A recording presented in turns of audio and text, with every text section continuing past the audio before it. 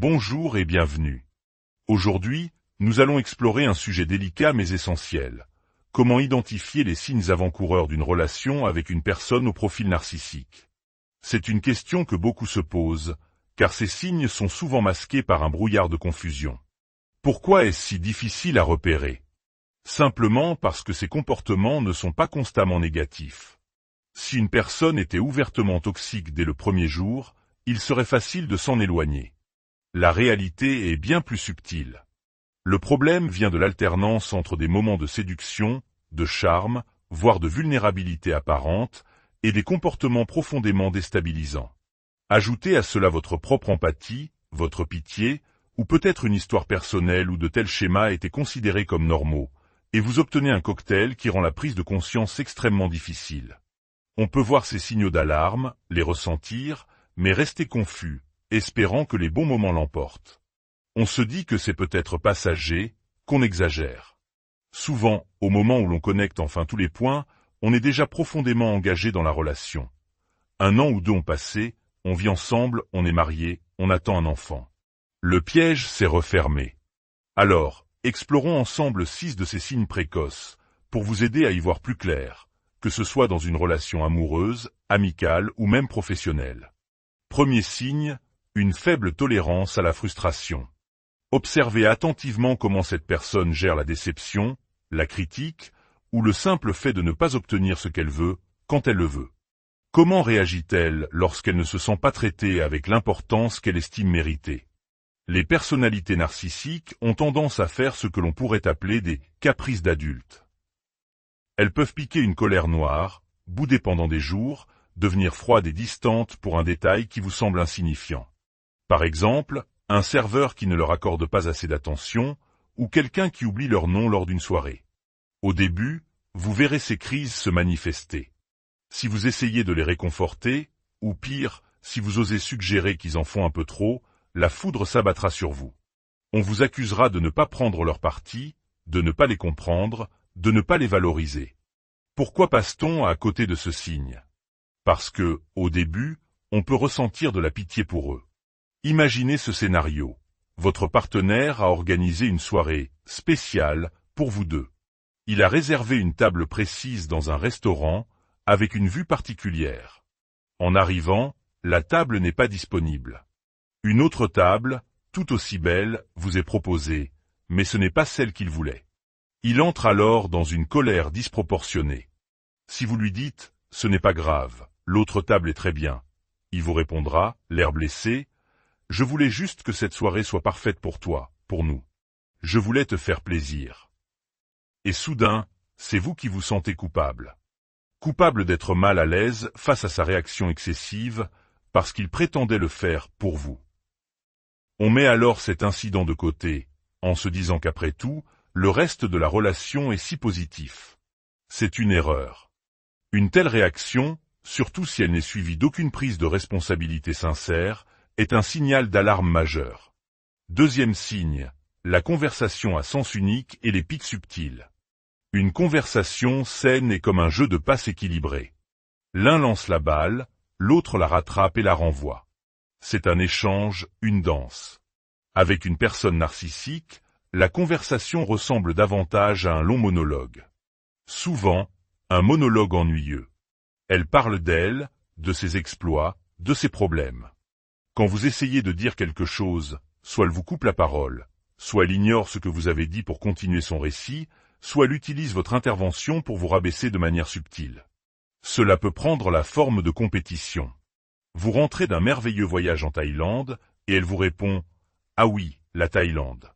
J'y allais bien avant que ça devienne à la mode. » Ou bien des commentaires désobligeants déguisés en compliments. « Tu es enseignante ?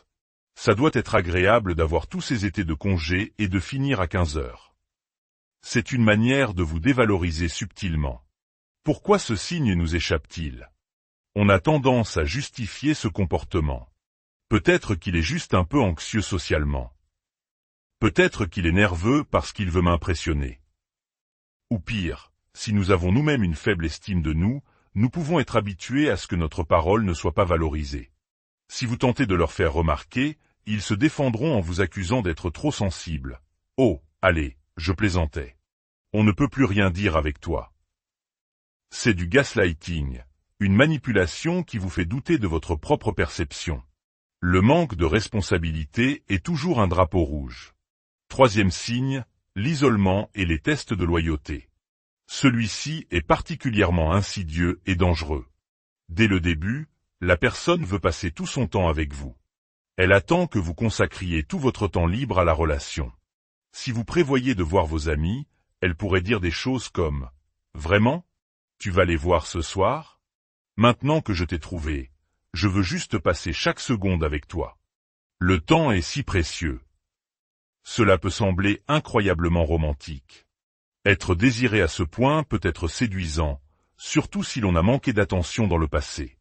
On se dit que les amis, on les verra une autre fois. Puis viennent les tests de loyauté. C'est l'anniversaire d'un ami proche, un événement important. Votre nouveau partenaire vous dira ce jour-là qu'il passe une mauvaise journée, qu'il ne veut pas être seul. Vous êtes alors placé devant un choix impossible, qui est en réalité un test. Et dans leur esprit, il n'y a qu'une seule bonne réponse, restez avec eux. Si vous osez y aller, même pour une courte durée, vous subirez leur colère, leurs reproches, ou même des menaces voilées de rupture.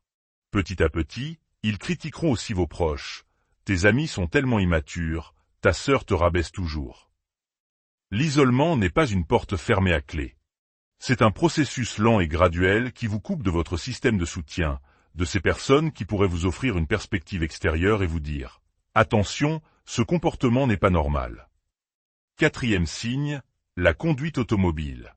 Cela peut paraître surprenant, mais c'est un indicateur d'une fiabilité redoutable, confirmée par de nombreuses études. Observez comment cette personne conduit. Les personnalités narcissiques sont souvent des conducteurs dangereux, agressifs et prenant des risques. Ils collent les autres voitures, zigzaguent dans le trafic, roulent bien au-dessus des limites, ne respectent pas le code de la route. Ils se sentent au-dessus des lois. Leur manque d'empathie, leur arrogance et leur besoin de domination s'expriment pleinement au volant. Si un autre conducteur leur fait une offense, ils peuvent entrer dans une rage folle, insulter l'autre conducteur, voire le suivre pour l'intimider.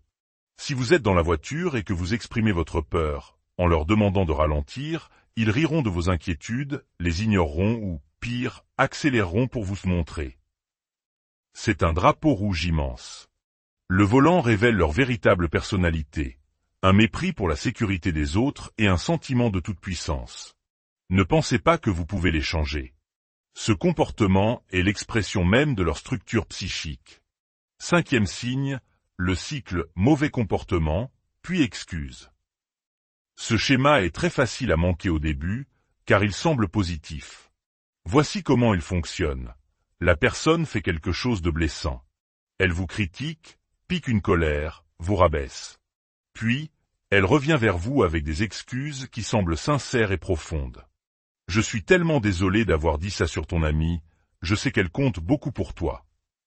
Ou pardon, je suis juste insécure, c'est mon problème, pas le tien. Vous vous dites, ah, il reconnaît ses torts, il est capable de s'excuser. Ce n'est donc pas une mauvaise personne.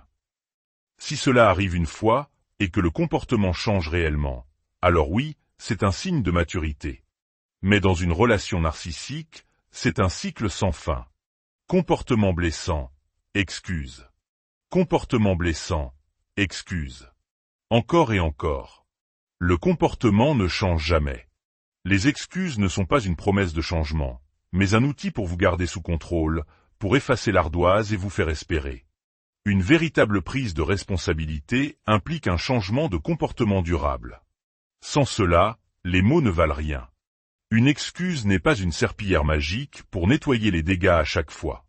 Sixième signe, la crise de rage suivie de l'amnésie. Ce dernier signe est particulièrement déroutant. Pour une raison quelconque, la personne perd les pédales. Elle se met à hurler, à crier, peut-être même à claquer des portes ou à jeter des objets. C'est une explosion de rage intense et effrayante. Vous êtes terrifié, choqué, et vous vous dites que quelque chose de grave vient de se passer. Puis, quelques heures plus tard, ou le lendemain matin, cette personne revient vers vous, parfaitement calme, souriante, comme si de rien n'était. Elle agit comme si l'incident n'avait jamais eu lieu. Si vous osez en parler et dire « Ce qui s'est passé hier soir m'a fait très peur », elle vous répondra par le déni ou le blâme. Soit « De quoi tu parles ? J'étais un peu contrarié, c'est tout. Arrête d'être si dramatique. » Soit « Et c'est encore plus pervers. Si je me suis mis en colère, c'est à cause de ce que tu as fait. » Ils vous rendent responsable de leur propre perte de contrôle. Leur crise de rage est en fait leur façon de réguler leurs émotions. Ils déchargent leur tension sur vous, et une fois qu'ils se sentent mieux, ils ne veulent plus en entendre parler, car cela les confronterait à leur propre image peu glorieuse. Pour vous, le traumatisme demeure. Pour eux, l'incident est clos. Cette dynamique est au cœur de l'abus psychologique. En conclusion, lorsque vous observez ces schémas, il est facile de commencer à douter de soi-même. On se demande si on n'est pas trop exigeant, trop critique, trop sensible. Non. Ces signes sont des indicateurs clairs d'une relation potentiellement destructrice. Le plus grand danger est de laisser les bons moments effacer les mauvais. Dans une relation saine, les bons moments sont la norme. Dans une relation toxique, les bons moments sont l'appât qui vous maintient accroché malgré la souffrance. Cette alternance de chaud et de froid est ce qui crée le lien traumatique, une dépendance puissante et difficile à briser. Apprendre à reconnaître ces signes n'est pas un acte de cynisme, mais un acte de lucidité et d'autoprotection. La clé est de faire confiance à votre instinct, de voir les comportements pour ce qu'ils sont, et de ne pas vous laisser persuader du contraire. Votre bien-être en dépend. Nous espérons que cette exploration vous aura apporté des éclaircissements. Prenez